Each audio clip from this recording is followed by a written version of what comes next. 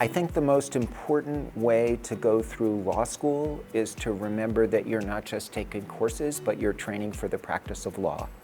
The cornerstone of that training are our popular clinics. What clinics are essentially a way for students to take the theoretical knowledge that they're learning in law school in the classroom and they apply it in the real world. Students do actual legal work in a wide variety of areas, including immigration, family law, business, public interest, government. Students who want to take at least one clinical experience are guaranteed at least a spot in doing this. New England Law Boston offers an in-house clinic, which gives students an opportunity to deal firsthand with clients, draft motions, and really advocate for their clients.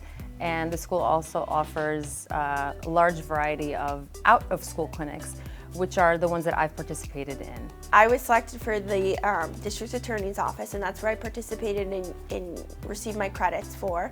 It really sets the stage or gives you a close idea as a graduating student of what you are likely to encounter in the workforce.